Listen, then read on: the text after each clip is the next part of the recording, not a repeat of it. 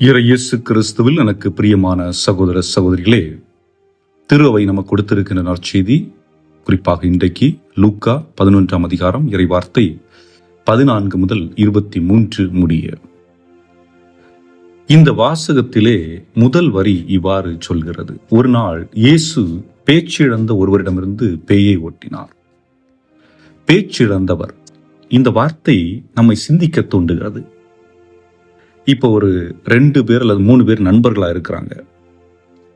இந்த நண்பர்களாக இருக்கும் வரை அவர்கள் ஜாலியா ஃப்ரெண்ட்லியா பேசிட்டு இருப்பாங்க. ஆனால் இவர்களுக்குள் ஏதாவது ஒரு பிரச்சனை வந்து விட்டால் அந்த பேசிக்கொண்டிருந்த வாய்கள் பேச்சற்ற நிலைக்கு சென்று விடுகிறது. ஒருவேளை ஒருவர் மற்றவரை மதிக்காத தருணமாக இருக்கலாம், பேராசையின் தருணமாக இருக்கலாம், துரோகத்தின் தருணமாக இருக்கலாம். இப்படி பல நிகழ்வுகள், அதாவது என்னிடமிருந்து புறப்படுகின்ற எதிர்வினை ஆற்றல் ஒரு குடும்பத்திற்குள்ளும் அது பிரச்சனையை உருவாக்கலாம், அல்லது நண்பர்களுக்குள்ளும் பிரச்சனை உருவாக்கலாம். ஆக பேச்சிழந்த நிலை என்று சொல்லுகின்ற பொழுது, என்னால் மற்றவருடைய முகத்தை பார்க்க முடியவில்லை, மற்றவரிடம் என்னால் முகம் கொடுத்து பேச முடியவில்லை, என்னால் சுதந்திரமாக இன்னொருடன் பழக முடியவில்லை. காரணம், என்னுடைய செயலினால் ஏற்பட்ட விளைவாக இருக்கலாம், அல்லது என்னுடைய எண்ணங்களினால் ஏற்பட்ட விளைவாக இருக்கலாம். இதனால் நான் பாதிக்கப்பட்டு பேச்சிழந்த நிலையில் இருக்கின்றேன். ஆக அந்த நபரிடமிருந்து பேயை ஓட்டினார் என்று சொல்லப்படுகிறது. ஆக பேய் என்பது அவரிடம் இருக்கின்ற அந்த நெகட்டிவ் தாட்ஸ், எதிர்மறை சிந்தனையாகலாக கூட இருக்கலாம். அடுத்ததாக வசனம் குறிப்பிடுகிறது, பேய் வெளியேறவே பேச்சற்ற அவர் பேசினார். அதாவது அவருக்குள்ளிருந்த அந்த நெகட்டிவ் தாட்ஸ், அந்த கசப்பான அனுபவங்கள், அல்லது அவருடைய பொறாமைகள், நான் என்ற அகந்தை, இவைகள் அவரிடமிருந்து வெளியேறிய உடனே பேசாமல் இருந்தவர் பேச ஆரம்பித்தார்.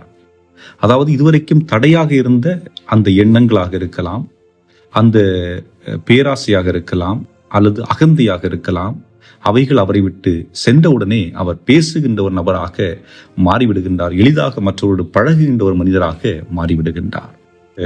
உளவியல் அடிப்படையில் பார்க்கின்ற பொழுது இயேசு இங்கே ஒரு உளவியலாளராக இருக்கின்றார். நீங்கள் அவர் இயேசு புதுமையை செய்தார் என்று எண்ணினால் அது புதுமையாக இருக்கட்டும். ஆனால் இயேசு ஒருவருடைய மனதிற்குள் சென்று அவனிடம் இருக்கின்ற தேவையற்றவற்றை அகற்றுகின்ற பொழுது அவன் சுதந்திரமுள்ள மனிதனாக, மனநிறைவு கொண்ட மனிதனாக, மகிழ்ச்சி உள்ள ஒரு மனிதனாக மாறுகின்றான் என்பதை இந்த வாசகங்கள் நமக்கு அறிவுறுத்துகின்றன. 2வது பகுதியில் பார்க்கின்ற பொழுது, அங்கே சூழ்ந்திருந்த மக்கள் இயேசுவிடம் வானத்திலிருந்து ஒரு அடையாளத்தை கேட்கின்றார்கள். இது இயேசுவை சோதிக்கும் நோக்குடன், அவர் உண்மையிலேயே வல்லமை படைத்தவரா என்று அறிந்து கொள்வதற்காக அவர்கள் செய்கின்றார்கள். ஆனால் இயேசு என்ன சொல்லுகின்றார்? தனக்கு எதிராக தானே பிளவுபடும் எந்த அரசும் பாழாய் போகும். ஆக இங்கே நாம் பார்ப்பது என்னவென்றால், நீ நாணயத்திற்கு 2 பக்கம் இருப்பது போல ஒன்று இந்த பாதையை தேர்ந்தெடுக்க வேண்டும், அல்லது அந்த பாதையை தேர்ந்தெடுக்க வேண்டும். ஆண்டவர் சொல்வது போல, ஒன்று நீ வலது பக்கத்தில் நிற்க வேண்டும், அல்லது இடது பக்கத்தில் நிற்க வேண்டும். 2 பக்கத்திலும் கால்களை வைத்து நிற்கக்கூடாது என்பதுதான். விவிலியத்தின் தொடக்கத்திலே பார்க்கின்றோம் நன்மை தீமை. ஆக எதையாவது ஒன்றை தான் தேர்ந்தெடுக்கக்கூடிய நிலை. அப்படி இருக்கின்ற பொழுது ஏதோ ஒரு நிலையை நீ தேர்ந்தெடுக்கின்றாய், அந்த நிலையில் நீ உறுதிபட நிற்கின்றாய்.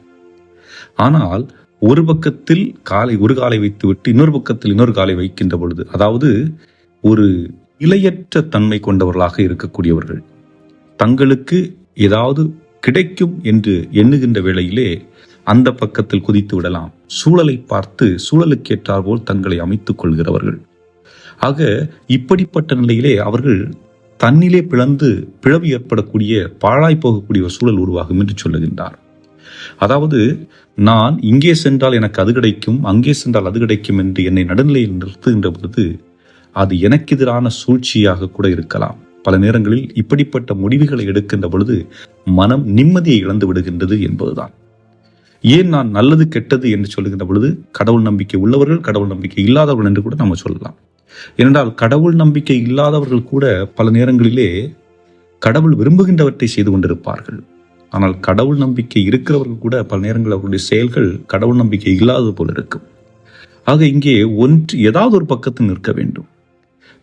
நின்று அவர்கள் நிதானத்தோடு செயல்பட வேண்டும். 2 பக்கத்திலும் கால்களை வைத்துக் கொண்டால் பிரச்சனை அவர்களுக்குத்தான் என்று ஆண்டவர் சொல்லுகின்றார். 3ஆம் பகுதியாக பார்க்கின்ற பொழுது ஆண்டவர் சொல்லுகின்றார், நான் கடவுளின் ஆற்றலால் பேய்களை ஓட்டுகிறேன் என்றால் இறையாட்சி உங்களிடம் வந்து உள்ளதல்லவா என்று சொல்லுகின்றார். ஆக பேய்களை, அதாவது தீமைகளை நான் எதன் பேரால் ஓட்டுகின்றேன்? கடவுளின் ஆற்றலால் ஓட்டுகிறேன் என்று நீங்கள் நம்பினீர்கள் என்றால் இறையாட்சி, இறைவனின் ஆட்சி, அன்பின் ஆட்சி, அமைதியின் ஆட்சி, பொறுமையின் ஆட்சி, நிதானத்தின் ஆட்சி உங்களிடம் வந்துள்ளது என்று சொல்லுகின்றார்.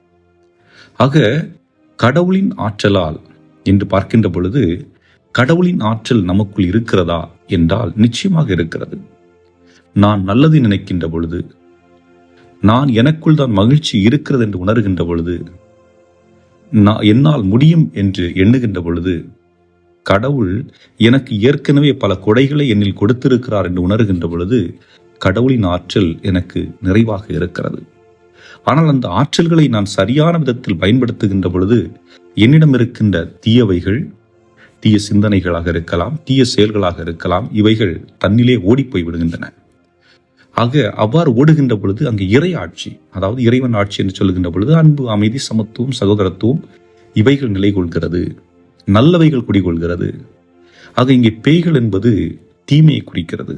எனக்குள் இருக்கின்ற நன்மை கடவுள் என்றும் எனக்குள் இருக்கின்ற தீமை பேய் என்றும் இங்கு நாம் வரையறை செய்யலாம். ஆகவே அன்புக்குரியவர்களே, சிந்தித்து பார்ப்போம். இயேசு கூறிய இறுதி வார்த்தை, என்னோடு இராதவர் எனக்கு எதிராக இருக்கிறார், என்னோடு இணைந்து மக்களை கூட்டிச் சேர்க்காதவர் அவர்களை சிதறடிக்கிறார்.